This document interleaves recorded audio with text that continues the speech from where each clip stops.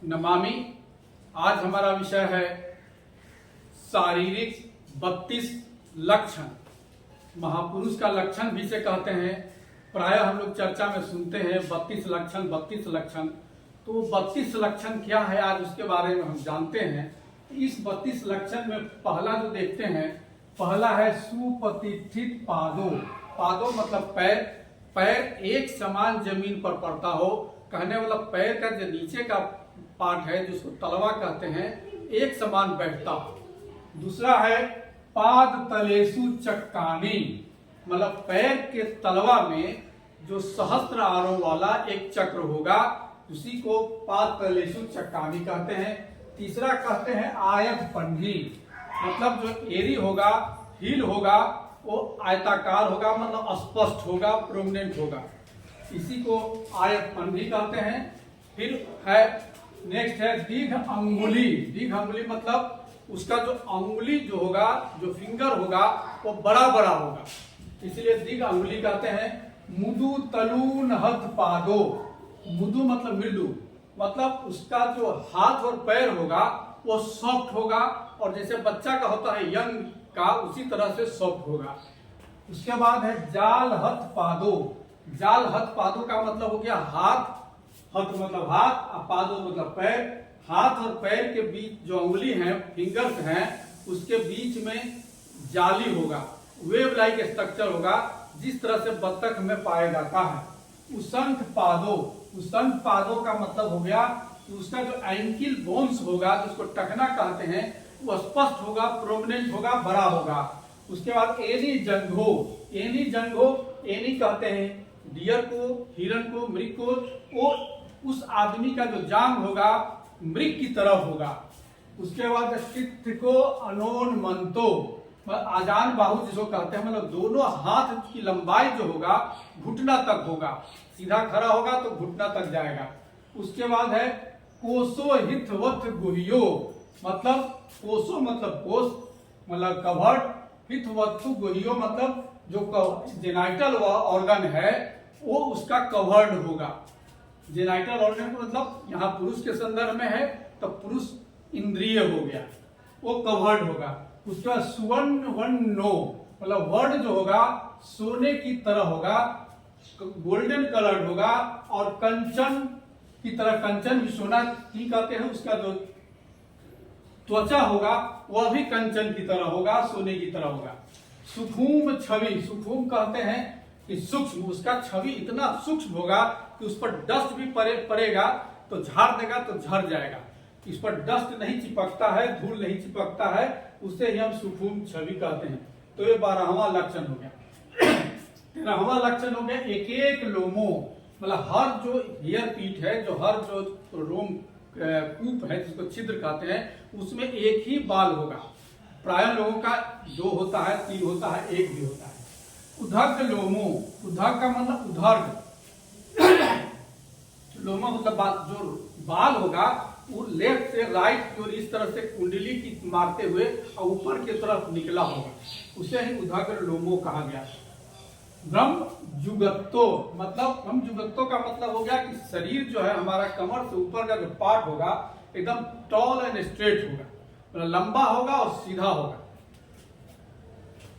सतुसदो। सतुसदो का मतलब हो गया कि सत मतलब सात, सात जो उसका ऑर्गन होगा, उसदो मतलब डेवलप्ड, फुल्ली डेवलप्ड, जो अत्यधिक डेवलप्ड होगा। सात जो ऑर्गन होगा शरीर का वो पूर्ण विकसित होगा। उसके बाद सिंह पुबद्ध कायो। पुबद्ध कायो कहते हैं जो छाती है, यहाँ से ऊपर की पार्ट को पुबद्ध कायो, प्रवर्ध काय कहते हैं।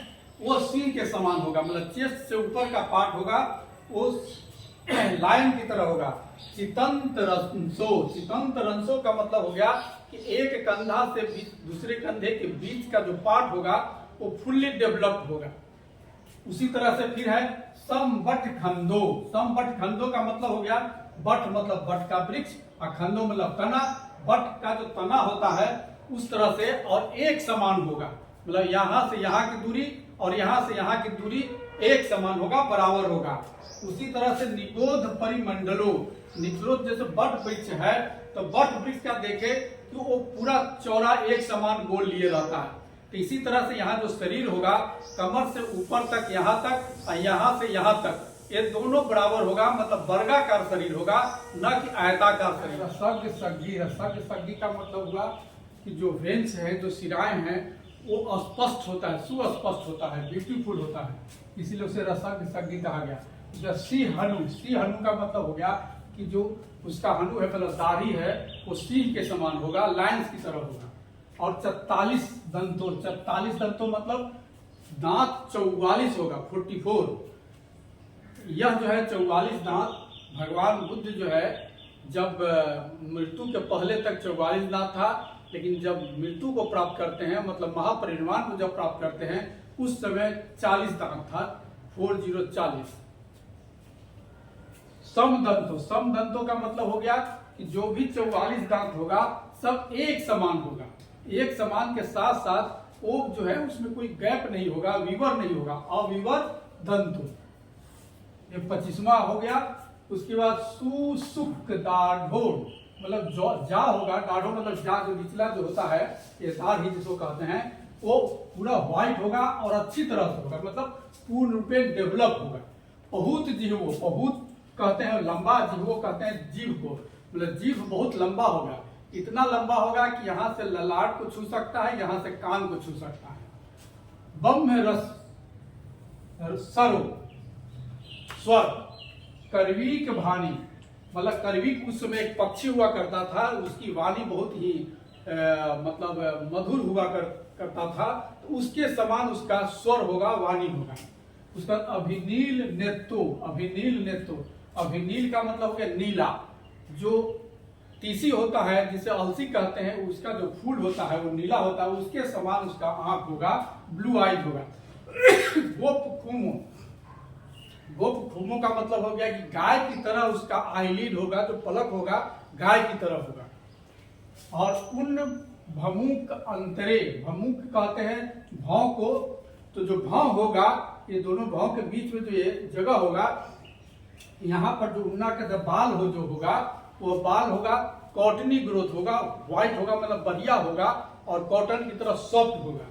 उन्हीं सशीसु, जो 25वां लक्षण है कि जो उनका जो सिर होगा, शीश मतलब सिर होगा, वो सिर होगा जो एक टर्बन की तरह, एक पगड़ी की तरह होगा, लगता है कि कोई पगड़ी बांधा हुआ है, इस तरह का सिर होगा। कहने मतलब जितना यहाँ से चौड़ा है उतना ही पीछे की ओर होगा। तो इस तरह का जो लक्षण है, यही 32 लक्षण का वर्णन मिलता है। और यह वर्णन मिलता है मध्यम निकाय में भी मिलता है, बहुत जगह दिग्ग निकाय में भी मिलता है। यह वर्णन ब्रह्मायु जो है वो मिथिला नगर में पहली बार जब बुद्ध को जो है जानने के लिए कि क्या सही में उसमें 32 लक्षण है, देखो तो देखने के लिए अपना उत्तर जो उनका शिष्य था उसको भेजता है, और उसके बाद ये 32 लक्षण देखता है। जो 32 लक्षण बुद्ध में पाया गया था, यही 32 शारीरिक लक्षण है।